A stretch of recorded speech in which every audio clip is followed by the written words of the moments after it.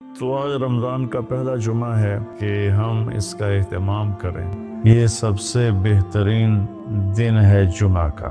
جو 3 جمعے مسلسل چھوڑ دیتا ہے وہ میری ملت سے خارج ہو جاتا ہے۔ کم از کم جمعہ ضرور پڑھ لیا کریں۔ عورتوں پہ جمعہ فرض نہیں ہے، مردوں پہ فرض ہے۔ اللہ تعالیٰ نے ہمیں ہر نماز کی بڑی اہمیت بتائی ہے، ہر نماز کی، لیکن خاص طور پر جمعے کی بڑی فضیلت ہے، اور جمعہ بھی رمضان المبارک کا ہو تو اور زیادہ وہ باعث برکت ہے، قابل رحمت ہے۔ عبادت کو بڑھائیں۔ درود شریف جمعے کے دن کا مبارک عمل ہے، کثرت سے درود شریف پڑھنا۔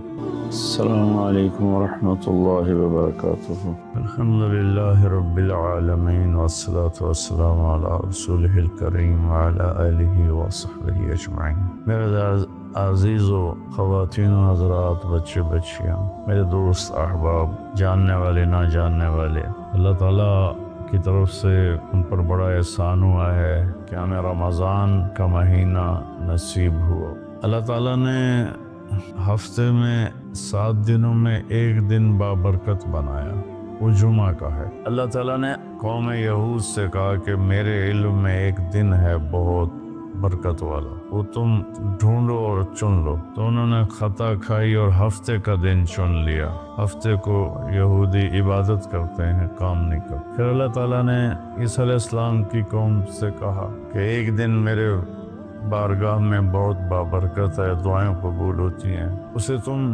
ڈھونڈو۔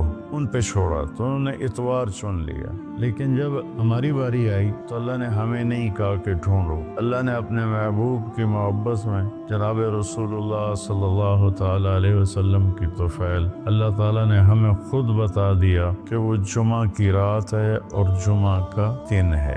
یہ سب سے بہترین دن ہے جمعہ کا، اور پورے سال کے لحاظ سے جمعہ کی رات سب سے بہترین رات ہے۔ خصوصی طور پر پھر شب قدر سب سے اعلیٰ ہو جاتی ہے، لیلۃ القدر سب سے اعلیٰ ہو جاتی ہے۔ تو وہ 21، 23، 25، 27، 29 کی راتوں میں کوئی ایک رات ہوتی ہے، تو وہ اللہ تعالیٰ نے بہت ہی بابرکت بنائی۔ اللہ ہمیں نصیب فرمائے۔ تو جمعے کا دن اللہ تعالیٰ نے پسند فرمایا۔ اس میں ایک گھڑی دعا کی قبولیت کی ہے، وہ چھپی ہوئی ہے۔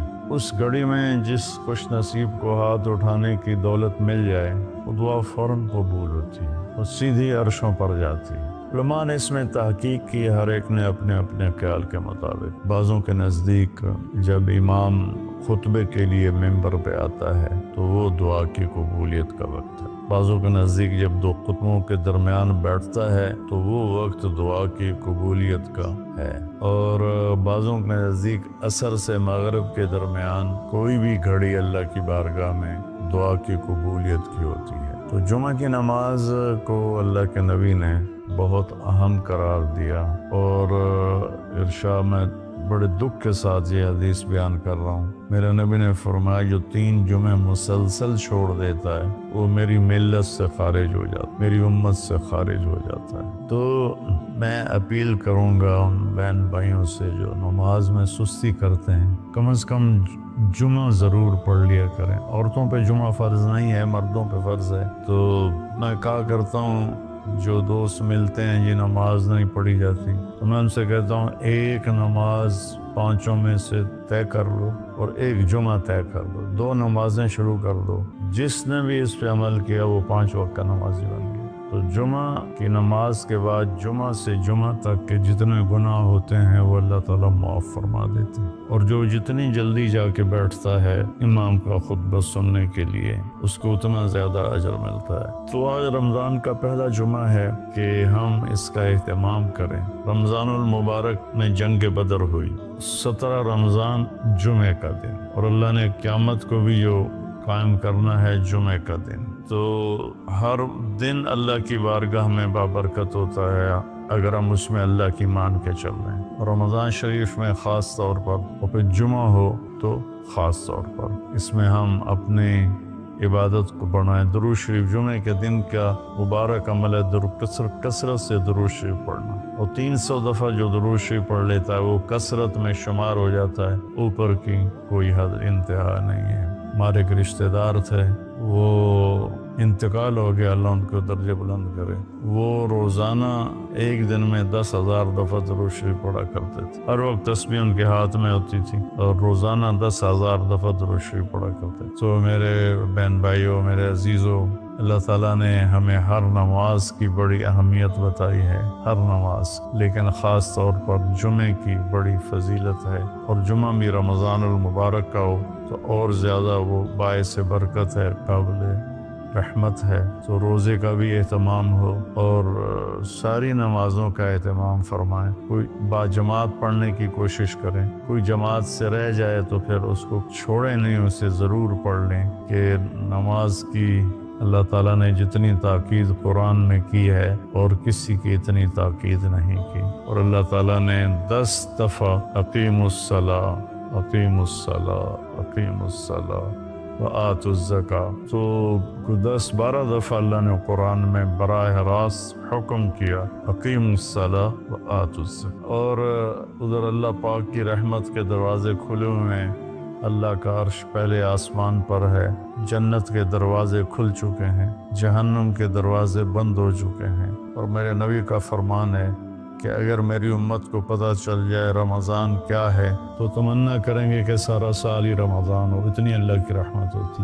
اللہ نے فضل فرمایا، صرف 1 مہینے کے لیے ہمیں اللہ تعالیٰ نے اس کا پابند کیا۔ تو میرے بھائی بہنوں، اس مہینے کو قیمتی بناؤ، کسی سے ہم لڑے ہوئے ہم صلح کر لیں، مرنے والے سے پوچھو کہ لڑائی کا کیا نقصان ہوتا ہے، مرنے والے سے پوچھو دنیا کی دوڑ کا کیا نقصان ہوتا ہے، مرنے والے سے پوچھو ماں باپ کی نافرمانی کا کیا انجام ہوتا ہے۔ امام بخاری رحمۃ اللہ علیہ نے ایک واقعہ نقل کیا ہے کہ ایک گاؤں میں ایک نوجوان کو دفن کیا گیا، تو عصر کے بعد اس کی قبر پھٹتی اور وہ قبر سے نکلتا، اور اس کا چہرہ گدھے کا ہوتا تھا، اور وہ 3 دفعہ گدھے کی آواز میں آواز نکالتا تھا، پھر وہ قبر میں گرتا تھا، قبر مل جاتی۔ تو لوگوں نے اس کی ماں سے پوچھا کہ یہ کیا چکر ہے؟ تو اس کی ماں نے بتایا کہ شرابی تھا، شراب پیتا تھا، تو میں اسے روکتی تھی نہ پیا کر، تو وہ آگے مجھے کہتا تو کیا گدھے کی طرح آوازیں نکالتی رہتی ہے، مجھے نہ سنایا کرو۔ تو اللہ تعالیٰ نے تھوڑا سا اس کا انجام دکھا دیا کہ ماں باپ کو اس طرح تکلیف دینے سے کیا ہوتا ہے۔ تو بھائیو، ایک تم نماز کو زندہ کریں۔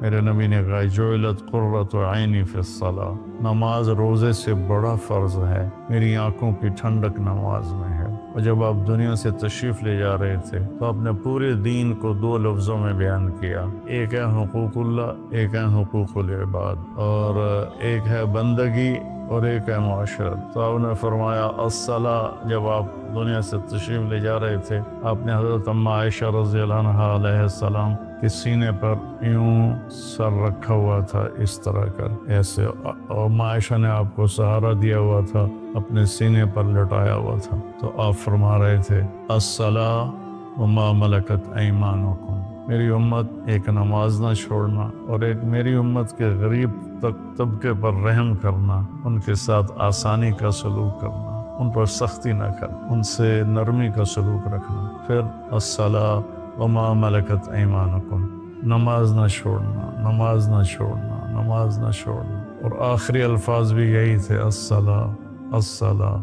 الصلاۃ، نماز۔ السلام علیکم ورحمۃ اللہ وبرکاتہ۔ بسم اللہ الرحمن الرحیم۔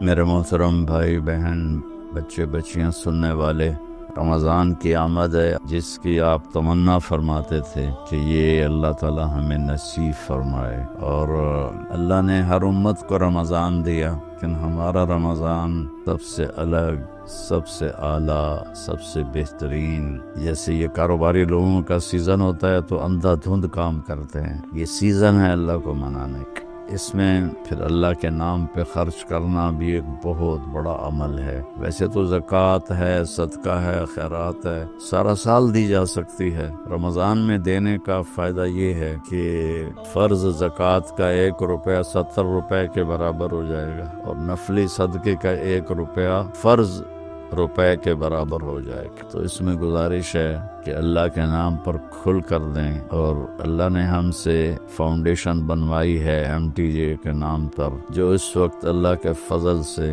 پوری دنیا میں کر رہی ہے۔ ہم چھوٹی سی بستی میں رہتے ہیں، چھوٹا سا قصبہ ہے تلمبا، ہم نے صرف اپنے علاقے کے لیے بنائی تھی، اللہ نے اسے دنیا میں پہنچا دیا۔ ابھی بھی ایک ہفتہ پہلے غزہ میں ہمارے ٹرک کھانے کا سامان اور بہت سی چیزوں کا سامان لے کر داخل ہوئے ہیں، ان کو پہنچائی ہیں، ان کی ویڈیو ہمارے پاس آئی ہیں۔ جب بارڈر بند تھے اس وقت بھی اللہ نے ہمیں توفیق دی تھی کہ ہم نے ایسے ذرائع ڈھونڈ لیے تھے جہاں سے ہمارے ٹرک جاتے تھے اور ان کی مدد کرتے تھے۔ ترکی میں زلزلہ آیا، وہاں اللہ نے پہنچایا، مراکش میں زلزلہ آیا، وہاں اللہ نے پہنچایا۔